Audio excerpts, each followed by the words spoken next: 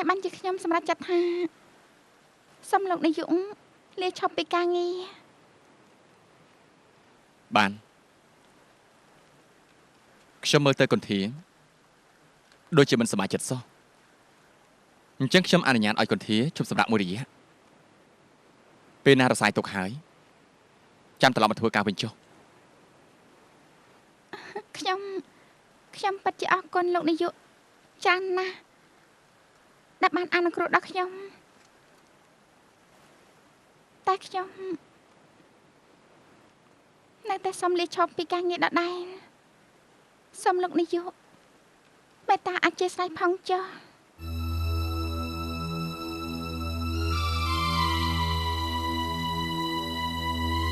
ខ្ញុំជម្រាបលាហើយ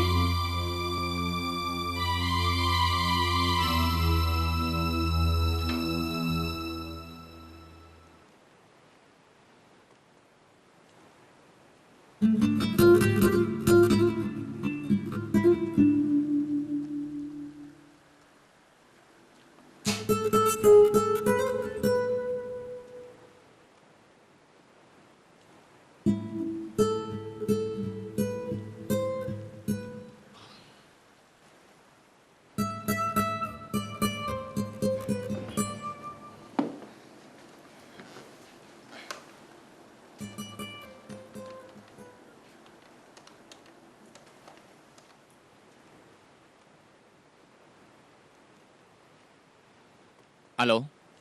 ប៉ាណូ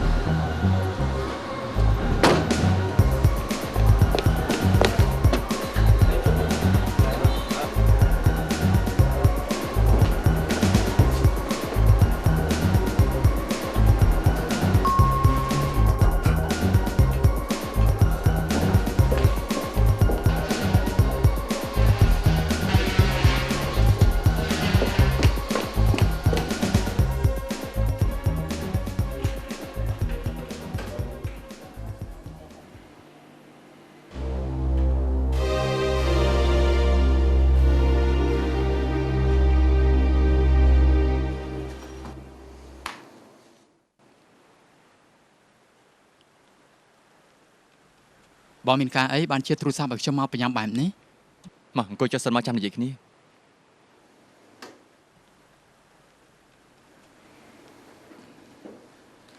មានកាយទៅបងរវាងឯងនិងគន្ធាតើមានរឿងអីកើតឡើងមែនទេមិនបានជាបងដឹងគ្រាន់តែដឹងថាបងដឹងទៅបានហើយប្រាប់បងមកតើមានរឿងអី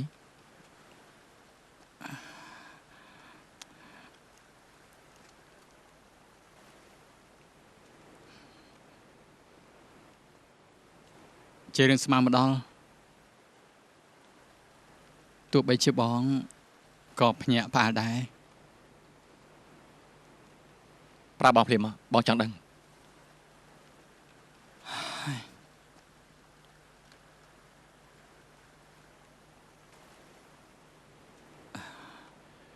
រឿងហ្នឹងគឺវាអញ្ចេះមកពួកយើងលឿនឡើងឆាប់ឡើងទៅអូចាំឡើងពួកយើងចាំឡើងយើងឡើងដំណឹងថ្មីលឿនលឿនថតខ្ញុំថតផងសម្រាប់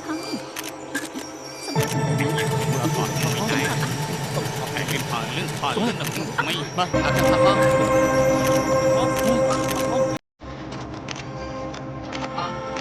ចាំផងហៅខ្ញុំពិតជាអត់ដឹងអីមែនណាពួកយើងទាំងពីរអ្នកពិតជាអត់ដឹងរឿងអីមែនណាហៅកុំយល់ច្រឡំអីណាប៉ាណូសុផលកុំយល់ច្រឡំអីណាពួកខ្ញុំទាំងពីរនាក់អត់ដឹងរឿងអីទេស្ដាប់ខ្ញុំសិនប្រហែលជាជប់មិញស្វឹងតែខ្ញុំនេះមានពេលនៅមួយរូបភាពថោកទាបបែបនេះទេ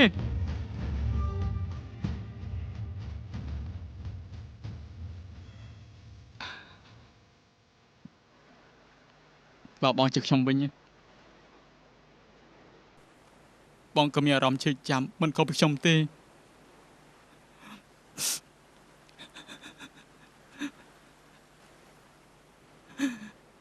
ខ្ញុំខកចិត្តខ្លាំងណាស់បងតែបើជាបងវិញបងមិនធ្វើដូចជាអញទេ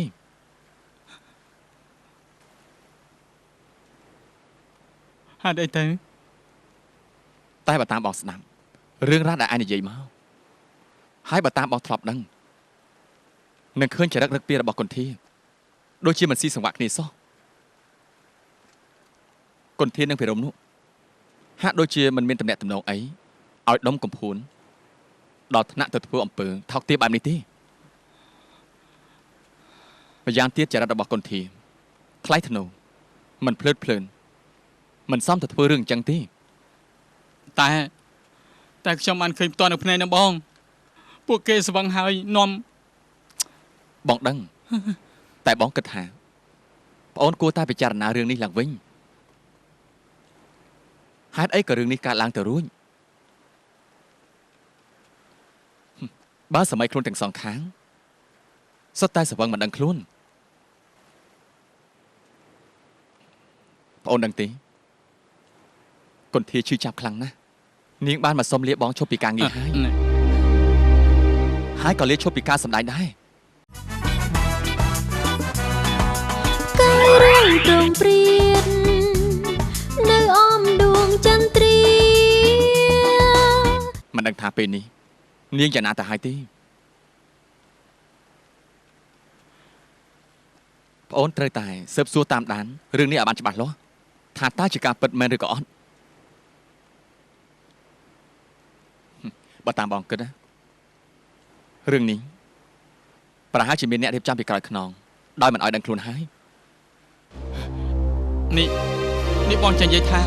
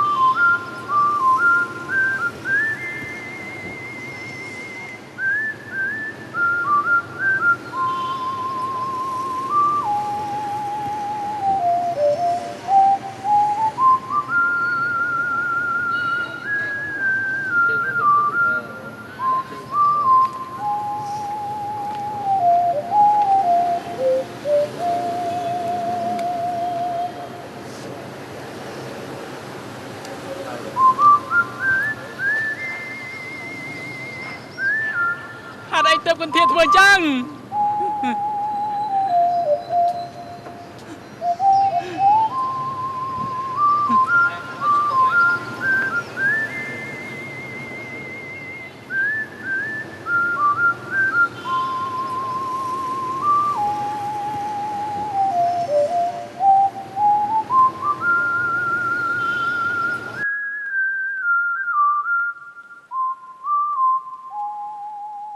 ហេតុអីក៏លោកមកជ្រៀតជ្រែកជីវិតកូនធ្វើអីលោកបានបោះបង់ចោលកូនជាយូរមកហើយមិនរវីរវល់ពីសុខទុក្ខរបស់កូនទេតែពេលនេះ កូនអាចរស់បានដោយខ្លួនឯងហើយសូមកុំរំខានគេអី ខ្ញុំក៏មានតួនាទីជាឪពុកដែរទោះបីខ្ញុំមិនបានមើលថែទាំកូនក៏ដោយខ្ញុំក៏នៅមានទឹកចិត្តគិតគូរដល់កូនដែរ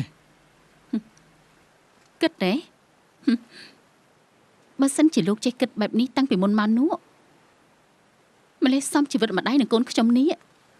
មិនវេទនាដល់ថ្នាក់នេះទេឥឡូវនេះកូនខ្ញុំធំហើយកូនខ្ញុំមិនត្រូវការអ្វីដែលជាការគិតគូររបស់លោកទេជាពិសេសរឿងអនាគតរបស់គេ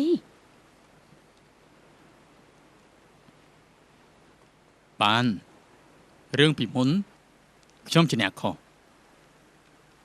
ខ្ញុំទទួលតែពេលនេះគួរតែទុកពេល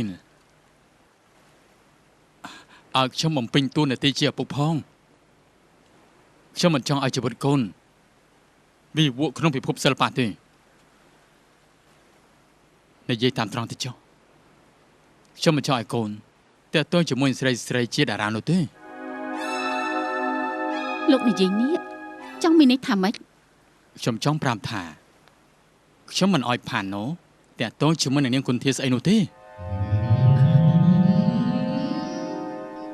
តើហេតុអីទៅ ធម្មតាទេជីវិតជាតារាមិនដែលល្អទេកុំមកអួនខ្ញុំរកស៊ីខាងនឹងយូរហើយខ្ញុំដឹងច្បាស់ណាស់ថាវាយ៉ាងម៉េចនោះ លោកដូចជាប្រើសិទ្ធិគ្របសង្កត់កូនពេកហើយខ្ញុំចិញ្ចឹមកូនតាំងពីតូចរហូតដល់ធំខ្ញុំដឹងច្បាស់ណាស់ថាគេស្រឡាញ់អ្នកណាម្នាក់នោះគឺជាការសម្រេចចិត្តរបស់គេយ៉ាងពិតប្រាកដ តែខ្ញុំមិនព្រមចិត្តឲ្យខាន អូអញ្ចឹងមានន័យថារឿងរ៉ាវដែលកើតឡើងរវាងគុន្ធានិងភិរមនោះគឺជាស្នាដៃរបស់លោកតើមែនទេលោកឆ្លើយមក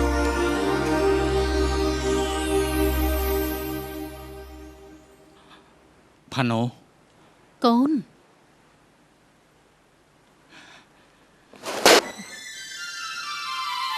គឺលោ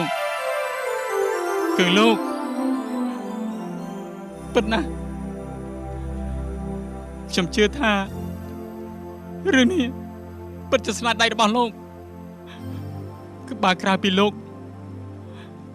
គ្មាននរណាម្នាក់អាចធ្វើរឿងដ៏ថោកទាបនេះបានទេមែនគឺប៉ាគឺជាអ្នកចាត់ចែងរឿងរ៉ាវទាំងអស់នេះព្រោះប៉ាមិនចង់ឲ្យកូនតាក់ទងជាមួយនឹងនាងគុន្ធា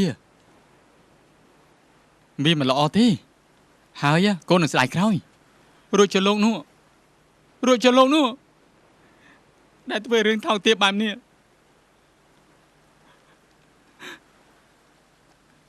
វាត្រឹមត្រូវមែនទេកុំឡក់លើយប៉ាក្រែងថ្ងៃមុនបានសន្យាព្រមព្រៀងជាមួយប៉ាហើយថាបើប៉ាសុំអីកូនយល់ព្រមឥឡូវនេះប៉ាសុំឲ្យកូនដកខ្លួនពីនាងគុន្ធាឲ្យឆ្ងាយទៅ កាយរឿងត្រង់ព្រៀននៅអមដួងចន្ទ្រាពេលនេះ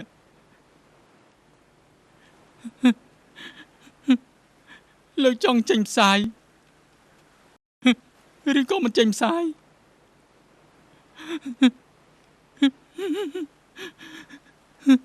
គឺតាមចិត្តតែខ្ញុំលេចខ្វល់ហើយ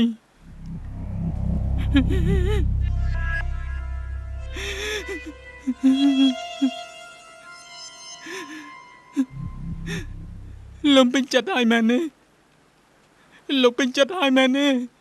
ព្រោះផែនការរបស់លោកបានសម្រេចហើយលោកសាកគិតទៅមើលតើនរណាថោកជានរណាទៅ កូនកុំនិយាយពីអីធ្ងន់បែបនេះអីទោះបីយ៉ាងណាក៏គាត់ជាឪពុករបស់កូនដែរ ឪពុក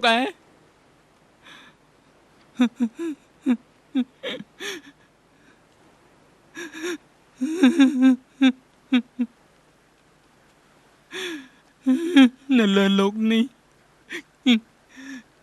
គ្មានឪពុកឯណាដែលធ្វើឲ្យកូនឈឺចាប់តាំងពីតូចរហូតមកដល់ពេលនេះ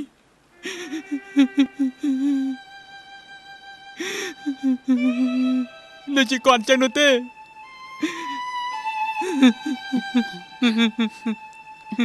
កុំយំអី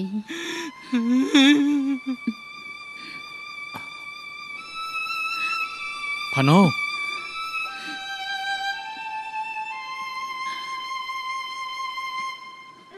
ខ្ញុំសូមវល់លោកឈប់រំខានជីវិតម៉ែកូនខ្ញុំទៅព្រោះថាមួយរយៈនេះខ្ញុំបានស្ងប់ចិត្តហើយពួកខ្ញុំក៏បានរស់នៅយ៉ាងសុខស្រួលទៀតផងហេតុអីក៏លោកនៅតែមកចង់កម្មចង់ពៀនឹងខ្ញុំទៀតលោកក៏បានឃើញច្បាស់នឹងភ្នែកហើយថាកូនឈឺចាប់ប៉ុណ្ណាពេលដែលលោកជាអ្នកបង្ករឿងឲ្យកាត់ឡើងនោះ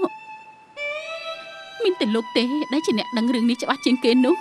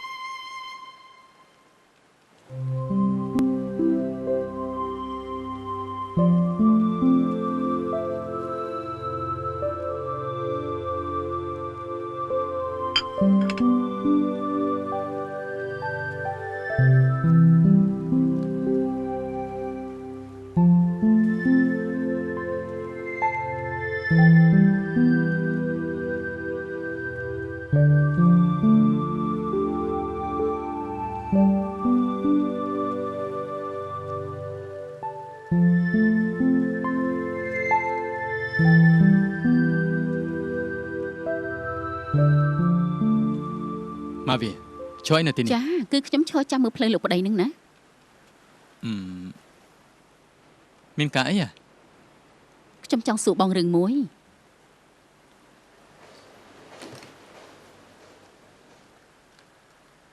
អើយស្អនណាស់ក្តៅមែនទេន ចឹងមិនលោកប្តីក្តៅថ្ងៃឬក្តៅចិត្ត អេមកវាថ្ងៃនេះយ៉ាងម៉េចហ្នឹងមើលទៅដូចជាប្លែកម៉េះ ចាប្លែកមែនគឺខ្ញុំចង់សួរបងរឿងមួយ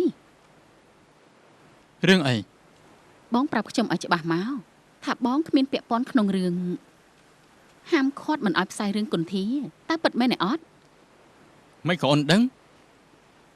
បើមិនចង់ឲ្យដឹងតើតែបងកុំធ្វើការពិតតើវាមែនឬអត់ មិនមែនជារឿងបងទេតាមពិតជារឿងរបស់ឌីណាកូនប្រុសរបស់ភីហ៊ុននាងគន្ធានោះជ្រឹកដាក់គេក៏ទៅនិយាយជាមួយឪពុករបស់គេដើម្បីបិទគ្រប់រឿងដែលគន្ធាសម្ដែងដើម្បីជាការសងសឹកមិនមែនជារឿងរបស់បងទេ បងច្បាស់ហើយមែនទេថាបងគ្មានពាក់ព័ន្ធនៅក្នុងរឿងនេះ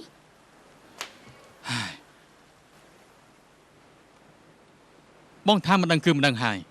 មិនក៏អូនឯងនៅទៅសួរបងទៀត ព្រោះខ្ញុំឮព័ត៌មានមាត់ចាប់មាត់ព្រៀបថាតលតានាងគន្ធានោះយកខ្លួនទៅសែនឲ្យទើបបងឲ្យចេញផ្សាយរឿងនេះតែពិតមែនឬអត់បាញ់អញ្ចឹងមែននោះវាខុសខើពេកហើយ អូនឯងកុំចេះតែជឿពាក្យគេពេកវាមិនពិតទេហើយធុញណាស់រឿងចេះចំ ខ្ញុំប្រាប់បងឲ្យច្បាស់ទៅបើសិនជាមានរឿងអញ្ចឹងមែននោះខ្ញុំមិនឯកភាពទេព្រោះគន្ធាគឺជាមិត្តល្អរបស់កូនស្រីយើងបងពិចារណាទៅ តែរឿងនោះបងបានដោះស្រាយរួចរាល់ហើយតារឿងជួបប្អូនអស់ហើយទើបយកមកនិយាយឡប់មែន